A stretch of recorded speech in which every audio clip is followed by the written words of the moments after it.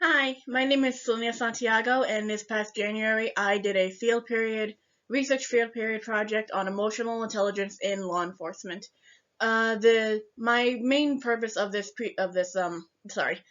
project was to research what emotional intelligence was and how it could be applied to law enforcement, as well as the characteristics of officers with high emotional intelligence versus low emotional intelligence.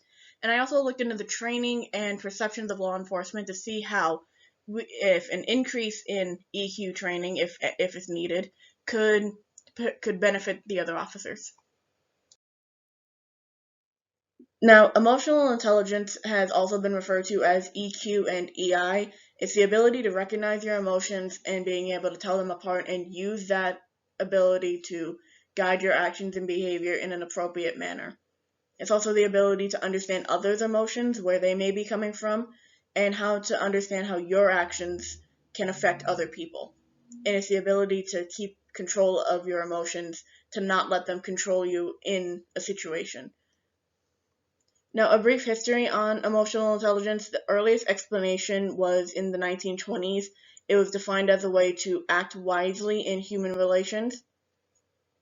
And in 1948, it was thought to be emotional thought, the concept emotional thought. And it was kind of an addition to logical thought, where people would add that to your cognitive intelligence and how you were able to function as a person, basically.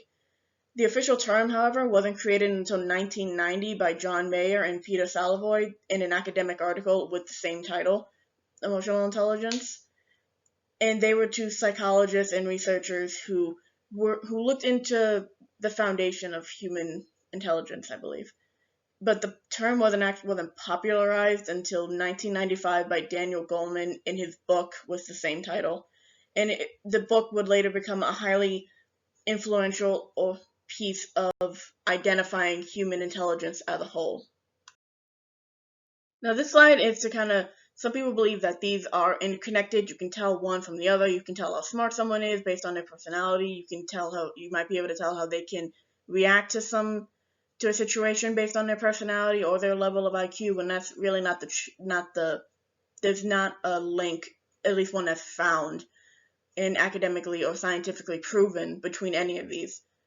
EQ is something you can develop over time, even if you're not born or in a situation where you have a high emotional intelligence. You might be on the lower spectrum. As you grow and you learn, you can practice those skills and abilities to grow into a highly emotional, intelligent person later on in your life. And it's not, some people believe it's the pushover, the person who's very emotional, they're very nice, they let people push them around. That's not it at all. It's the ability to use those emotions and not create a scene, kind of way. It's one thing where you can be angry, but you can show that calm anger and not escalate a situation even more unless someone else escalates it. Now, IQ, your cognitive intelligence, it was a long time assumed to be the only way to measure human intelligence. And around the 90s, when people were discovering what emotional intelligence was, it was discovered that's not the case.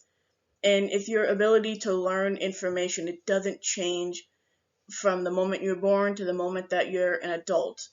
It's the same about this. If you can learn more, you can obviously, like, you can go and you can learn more and you become a smart and a more intelligent person or a better person because of it. But your ability to learn, the pace at which you learn, that doesn't change at all. And your personality is just learned behavior and sometimes instilled preferences that you pick up as you grow up. Like, you learn your mannerisms from your family, or one of the examples I found was being able to be an introvert or an extrovert. Someone can be extremely introverted and people believe that they might not be the best at emotions, when in reality they understand better than most people. And on the other end of the spectrum, someone who appears very, very smart is more emotionally intelligent because they have a way with people. But in terms of academics, they might not be the smartest one. They might not be the best, and that's okay. And it's not like any of this is not okay. It's just there's a big difference between them, and I thought that would be good to include. Also, personality is consistent in the manner that it varies by person by person. Now, this is the characteristics and the dimensions that make up emotional intelligence. It's your self-awareness, your ability to identify emotions and your mood and how it can affect other people, your self-regulation, self-management, the ability to control your impulses and express emotion in a way that's not bad. Sorry, lack of better wording. There's also your motivation, the ability to set goals and your drive to meet those goals.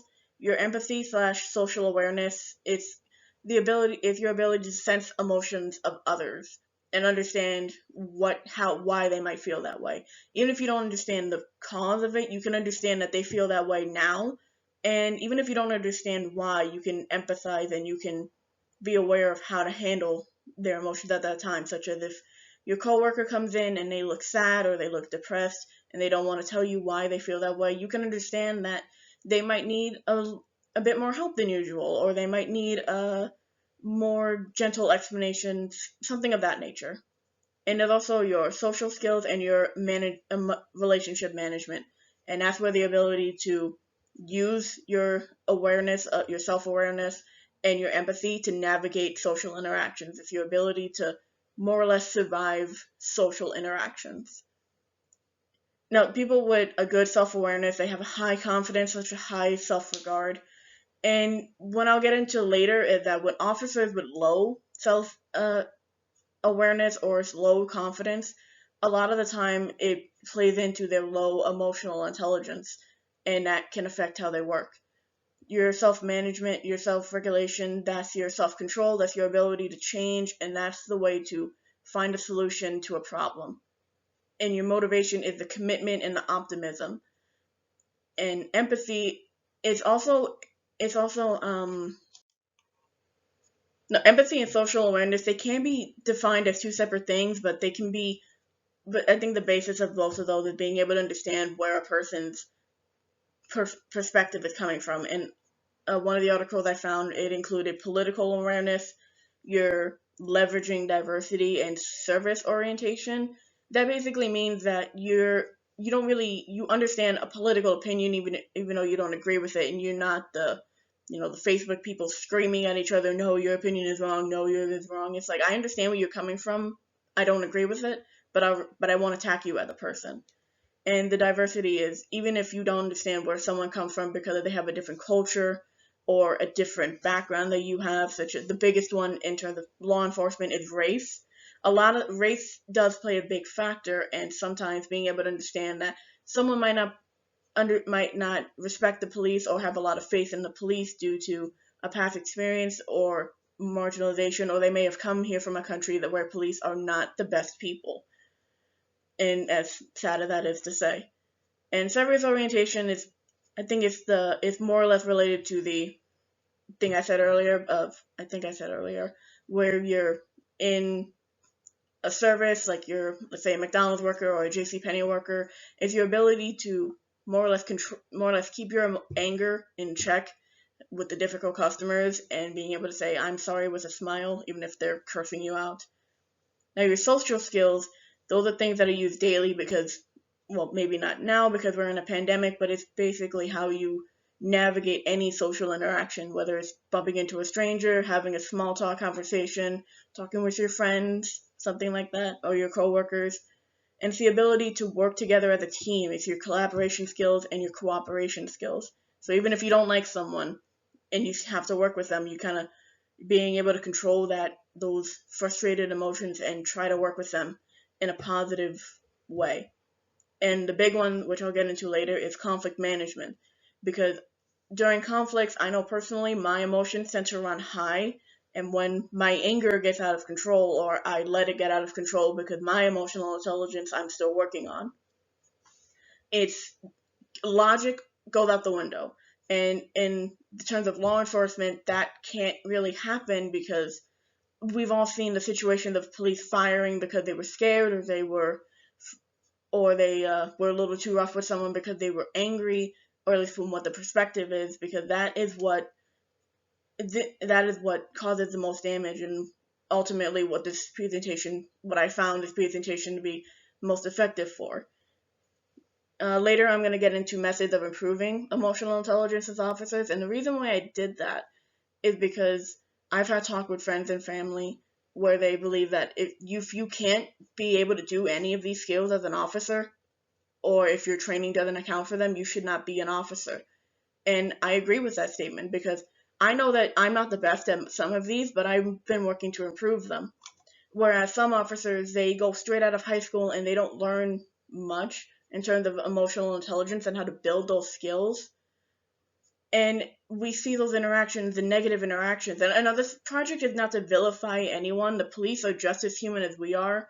I know that once I put on my badge, if I'm lucky enough to get a badge in this environment, that I would want to be the best that I can be and to work on these skills to not end up on TMZ.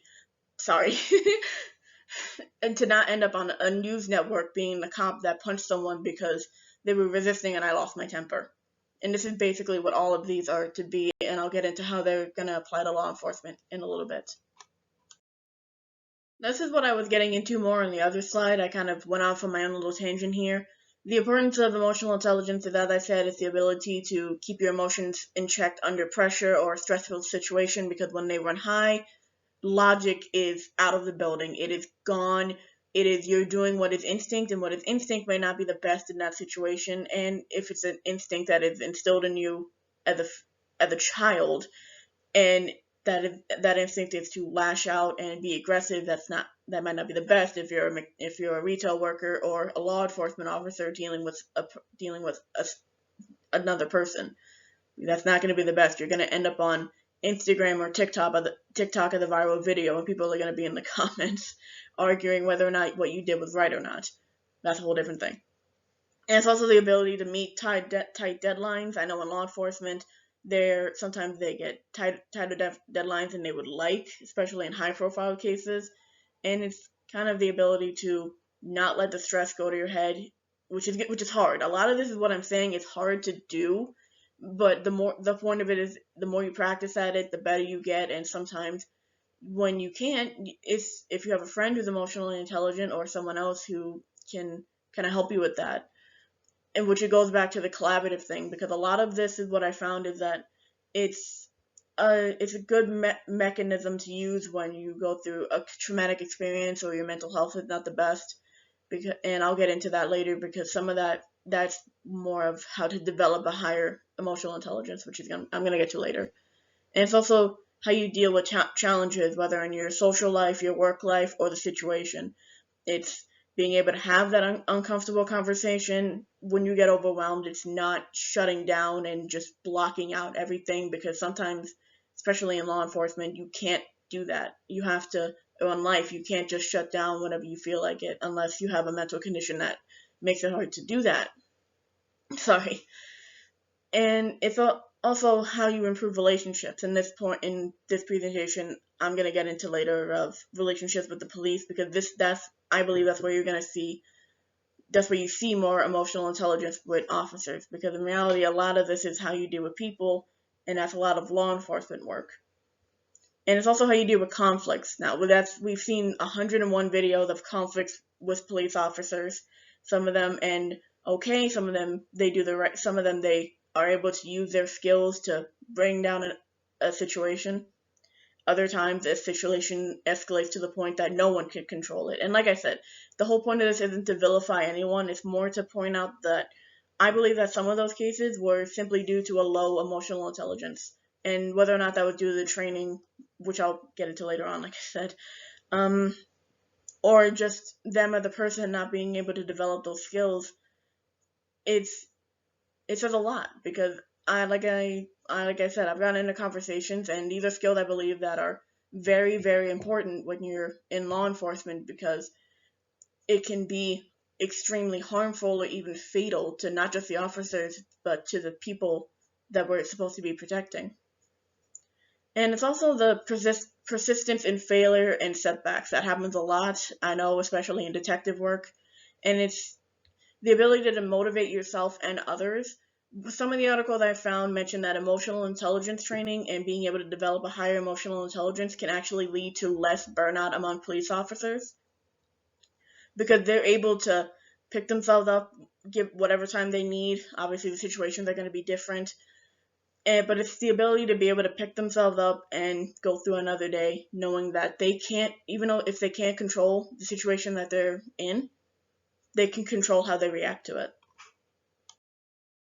Now, emotional intelligence in terms of law enforcement is usually the officer's ability to manage their emotions in a way that has a positive outcome or is in a constructive way, and it's the ability for them to manage a healthy relationship within the department among their fellow officers and people who work there, along with the other agencies in the system.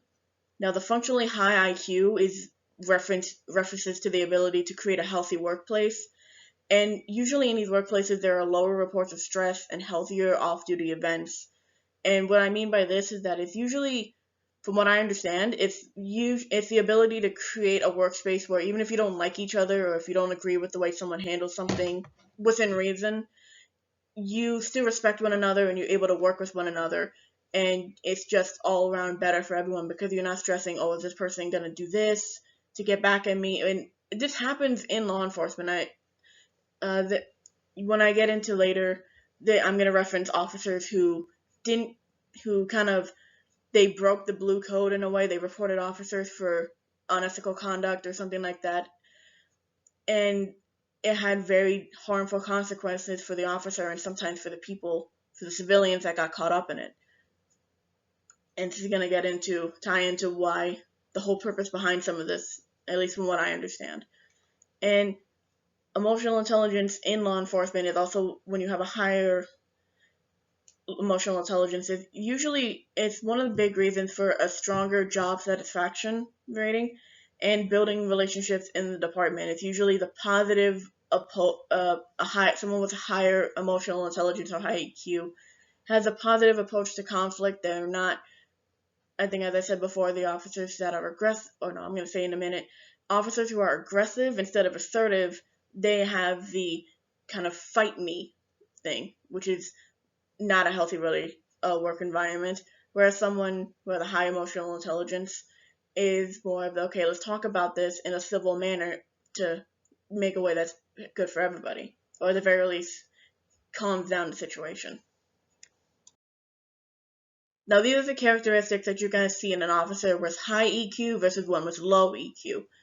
Someone with high EQ, they're assertive, they're ambitious, they're decisive, they're sociable or they're friendly, they have a friendly demeanor, they're influential with the people around them, they're patient, and they're a good listener.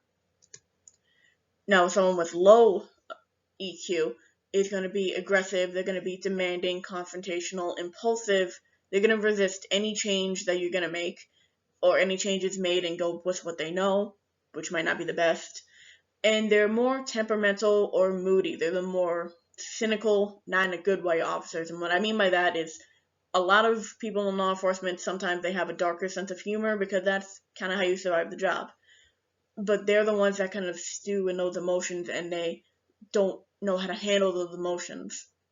Now, the difference between assertive and aggressive is the obvious one, where it's usually, from what I understand, is that someone who might be assertive can be perceived as aggressive and vice versa with the other one. And that's what can be hard to measure.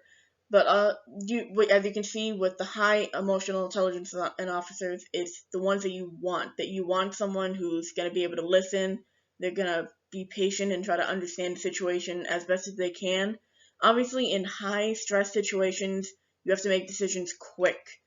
But the thing is that when you're impulsive, and such as the one in a low EQ, and you're confrontational, those high stress situations can become even worse.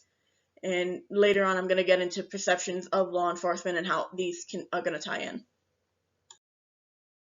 So when I was looking into the training, I was already familiar with the paramilitary type style that was used in police departments. It's the one that's referenced a lot when people think of police training in America. And most of the time, this is, as it sounds, the military-esque type style, where people go in, they expect to be yelled at, they expect to have a lot of physical activity and be yelled at, or even screamed in their face. And the point of most of these tactics is to kind of build that mental endurance, but it also can teach the wrong message and can attract the wrong kind of officers. And what I mean by this, it's usually the people who see the recruitment videos. One of the articles I found mentioned a recruitment video for SWAT, and it was criticized for its use of heavy metal music in the background. It opened with the code of SWAT is take down the enemy at any means necessary. And what this does is that this type of training trains officers to have a warrior mindset, an us versus them mindset. And this can be problematic when they believe that the people that they're supposed to be protecting, even from themselves, are a threat. And there has been a link between paramilitary training and abusive behavior. As I said before, the screaming in the face, it's usually used to teach stoicism, so that way they don't show emotion during stressful situations. But what this effect can also have is that it puts in their mind that if they can scream and belittle someone who has less authority than they do, i.e. the civilians.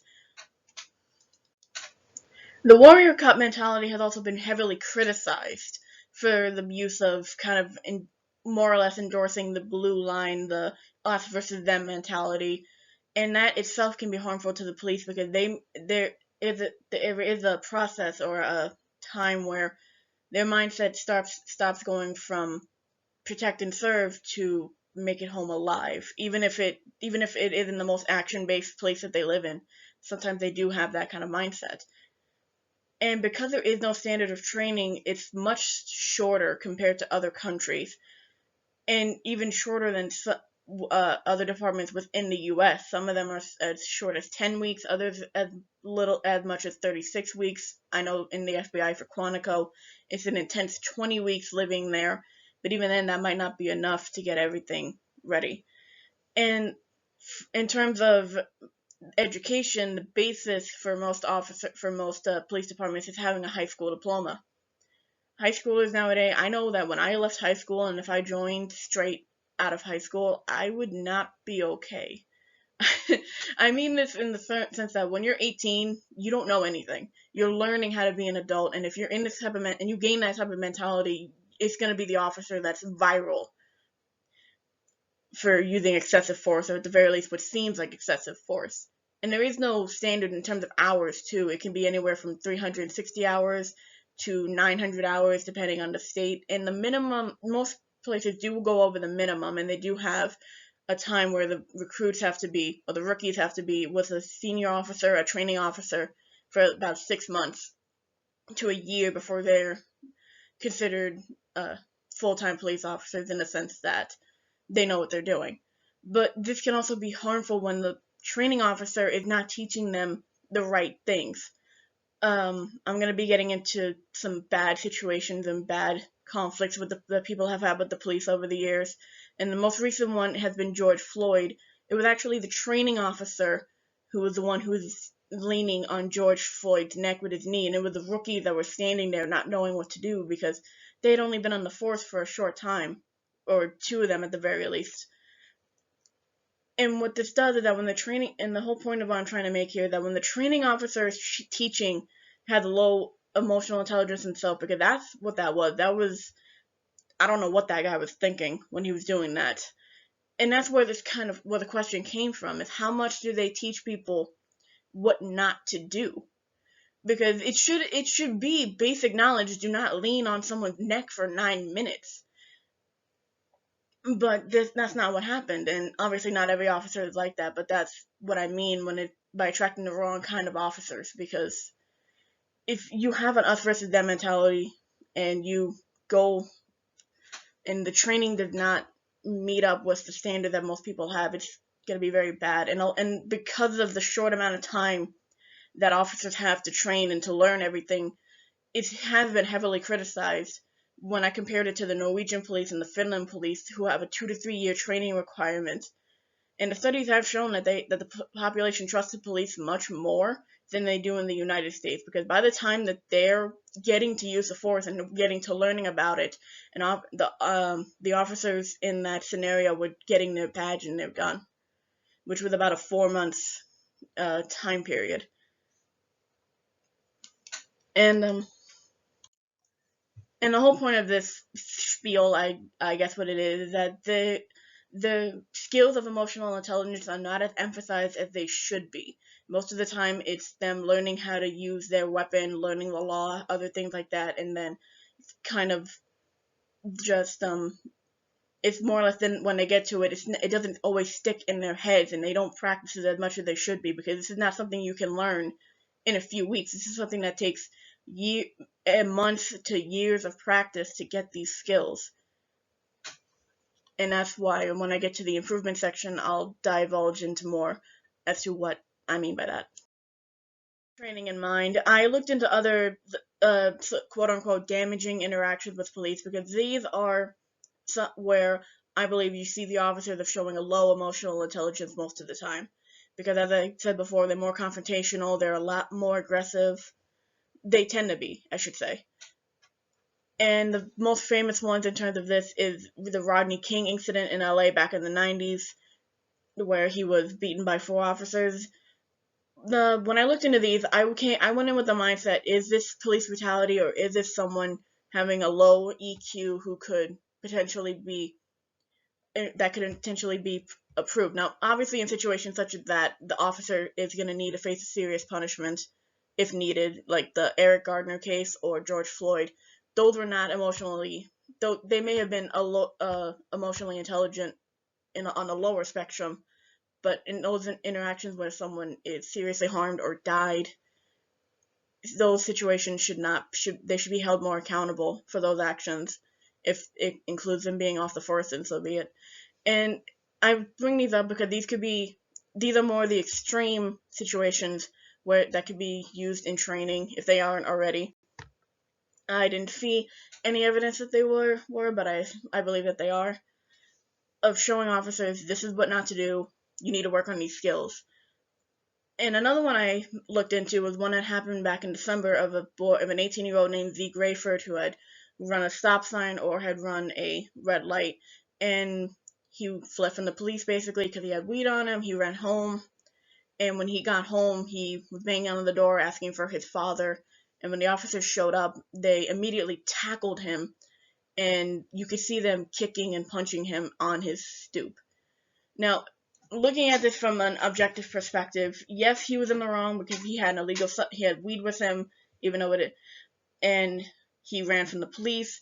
But in terms of emotional intelligence, someone with a higher level would probably emphasize, okay, this is a black teenager living in a time who has probably seen his entire life of black Americans being shot by police, either accidentally or because the police thought they had a weapon.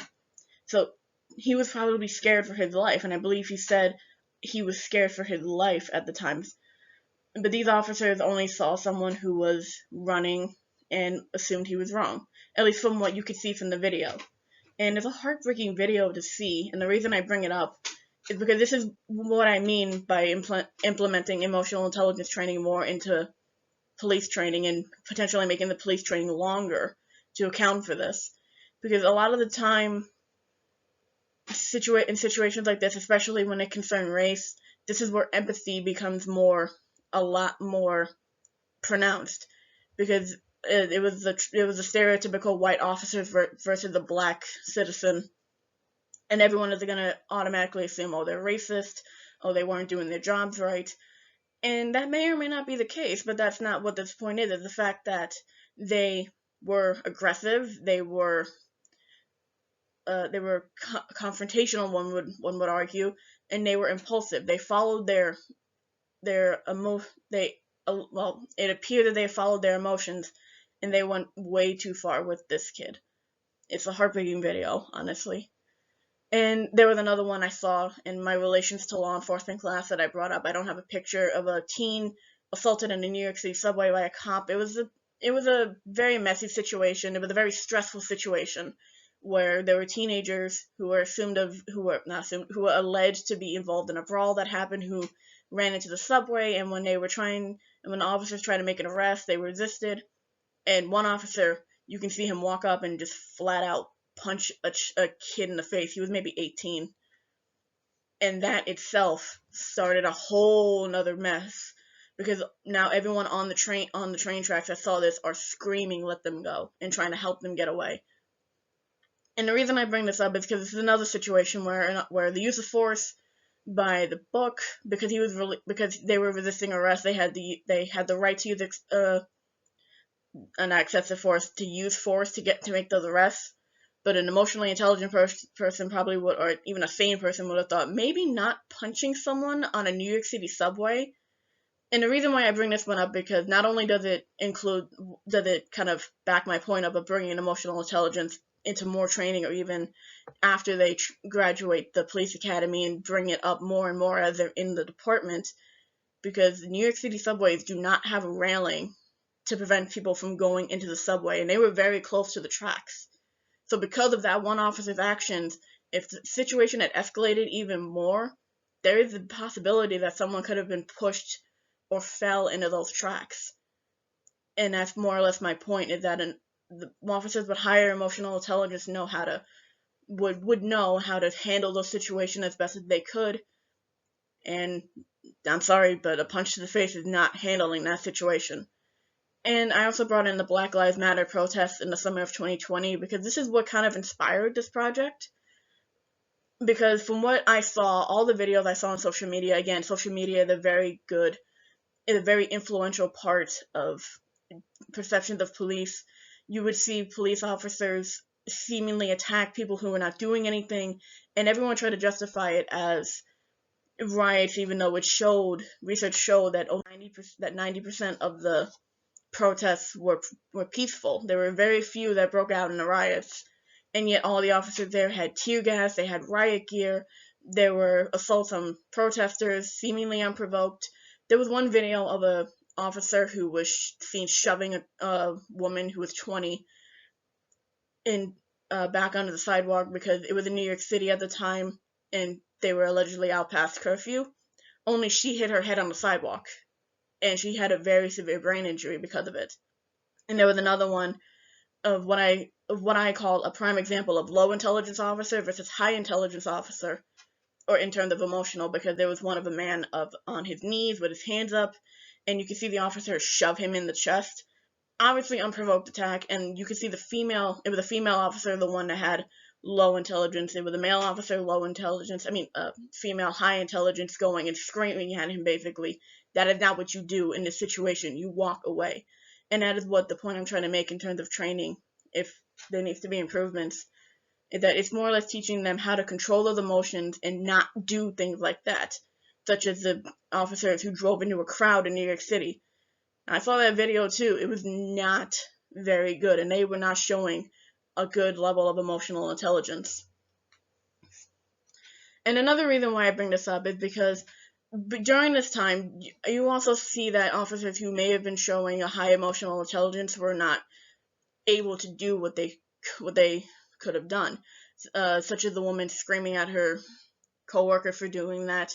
She was praised by social media, but there was another one of an older man in Buffalo or Rochester. I'm sorry, I can't remember the city, being shoved by an officer, and he fell and hit his head. And then you could see another one going to try and help him, only to be shoved away from him, and someone called for assistance. And the reason I bring this one up, because this is another one of them trying to help someone and possibly showing a higher level of emotional intelligence, only to be punished. And the reason why I bring that up is because later on I'm going to talk about other situations of an officer showing a higher level of emotional intelligence, trying to get the combatant officer away from a civilian, and instead they were punished for it. Now, when I get into perceptions of law enforcement, this is again to kind of reference this is how the public is going to see the police, and this is where emotional intelligence has the promise to be able to see the progress that people make, and how to potentially see a high intelligence officer versus a low intelligence officer. And like I said, when I mention this, I also mean that this is where their level is at that moment. Whether or not it can be improved or not is really up to the job and how they handle that situation.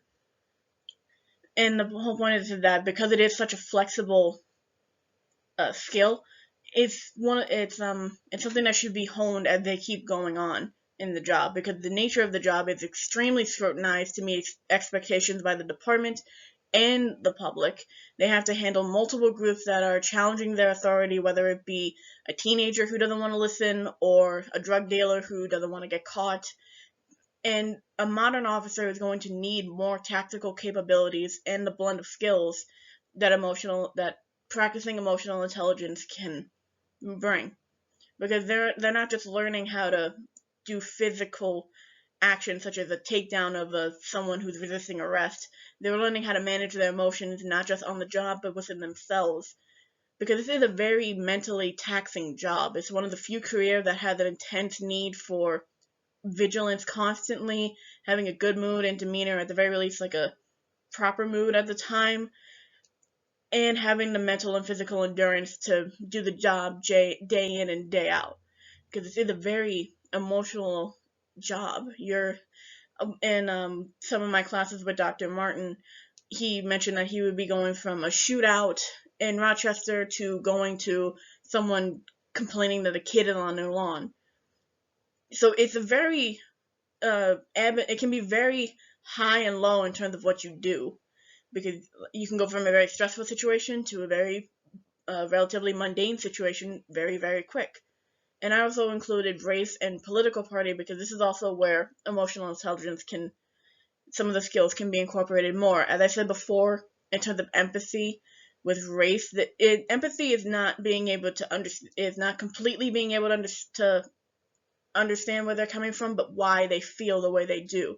Because in a survey that I have found, national survey, Black Americans were 5 times more likely to claim that they were victimized due to their race and ethnicity because they were suspected of doing criminal activity.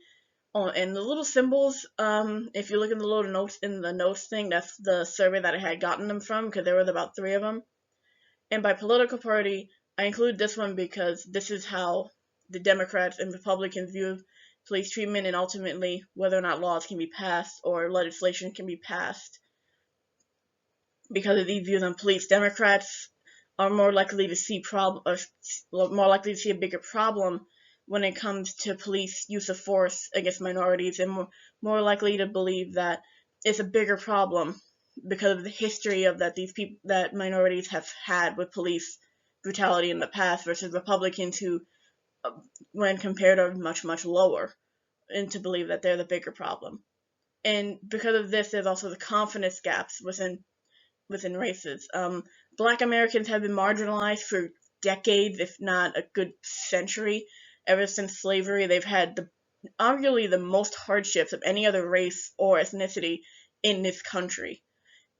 And even with that, there is no group that is completely anti-cop, because obviously, like, it's racist to assume that Black Americans are going to distrust the police all just as much as white Americans are going to trust the police, because this is not really the reason I bring in race at all is because this is where these skills can be utilized the most.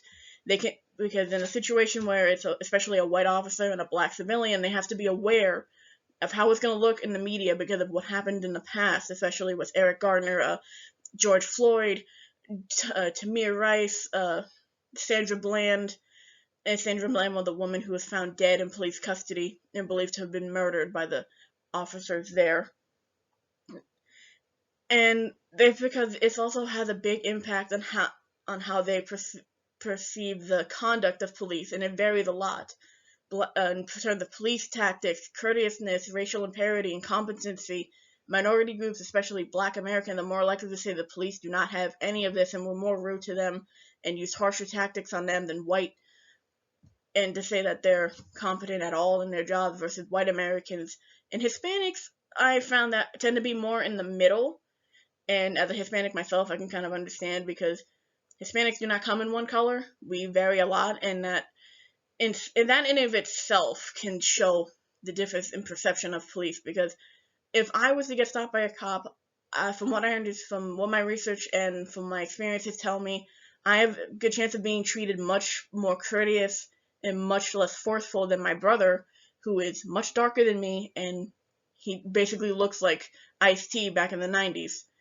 And the reason I bring this is because, like I said, perception is where people make all is where as how people, social occurrences are how people get their perceptions of police, and because this is where you are going to see emotional intelligence a lot. Because someone who is has a high level of emotional intelligence is going to be aware of the different factors that are going to be in. A white American will never be able to understand what a black American has gone to, but they can emphasize why they can, uh, yeah, sympathize is what I'm trying to say, why they may be more hesitant to call police. And I'm gonna talk more about that in the next slide. But the whole point of this is that because this is such a big part of the job, uh, working with civilians, and because perception is such a heavy impact on how police can do their jobs, because it's how much people trust police. If you have officers with a higher emotional intelligence are more likely to be much less combative, as I said before, and much more sociable. And just by having a good interaction with police can help raise someone's trust in police itself, and that's why I believe it should be implemented in the training much more. Now, I've mentioned little things of ways to improve over the course of this presentation, and this is kind of to go in depth of what I meant by some of these. One of the things I found was by the Department of Justice, by recognizing the challenges in the community, such as the history of injustice among minorities by race, sexuality, gender, not to disregard those experiences because they do play a big role in how people perceive police, even among generations, and to try and reduce bias by improving cultural competency. And this is where emotional intelligence, empathy especially, and social awareness can come in. Because even if you don't fully understand someone's cultural competency, you can understand why it makes them act the way they act, especially in terms of the injustice among minorities. Because if someone or knows someone especially who had a very bad experience with police, they are more likely not to trust police because of that experience. And this is where you're going to see emotional intelligence, the benefits of it, because this is the job basically. And another one is to develop emotional intelligence. And I had the belief that it should be implemented in training much more than it is. And how to develop it is usually to manage the negative emotions by not letting them take over, basically, by not letting the fear take over in a situation, or your anger, because there is a time and a place to do that. And especially in law enforcement, it can be, as we've seen, it can be very harmful or very deadly. It's also very good to be mindful of vocabulary, because you can't scream at somebody because you want to or because you're angry. That's how situations escalate. Another one is practice empathy, which ties in again to the other ones I saw. Even if you don't understand why someone's acting the way they do, you can understand the situation that led up to people acting the way they do. You can understand. You can you can be able to control your own reaction to that situation, especially the example of a civilian being very unruly. You can control how you react to what they say and what they do. And another one that I saw was know what stresses you or what triggers you. And I think the article mentioned try to avoid those situations in law enforcement. It's harder to avoid a situation that stresses you out, because it can be a high stress job. But the big one was being able to bounce back, and this one is very important, especially after after officers go through a very stressful situation. In most of the departments, they go get mental health. They go check on their mental health. I'm sorry about that.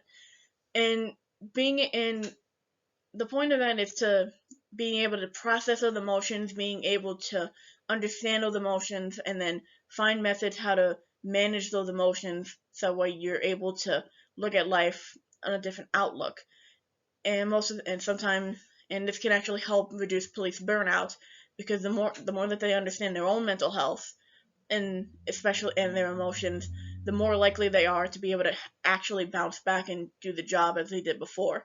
Maybe not exactly as before, but it's still much more beneficial to the officer to be able to manage their emotions, not just in their job, but for themselves, so they don't burn out within the next 5 years.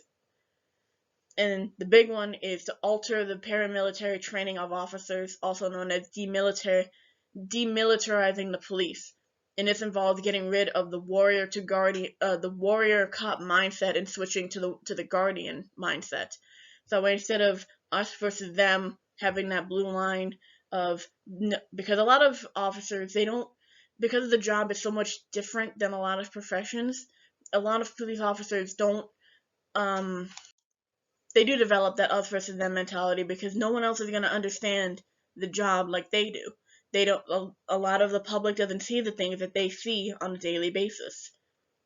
And what this, and going from warrior to guardian, is designed to try and get rid of that mindset, in turn, and promote officers to make friends outside of the department, or to do things outside of the department, or at the very least understand, to that way they don't have the warrior going into battle mentality, and instead have the guardian protect and serve as it should be. And not, like I said, not saying it isn't, but I wouldn't be doing this project if it didn't happen.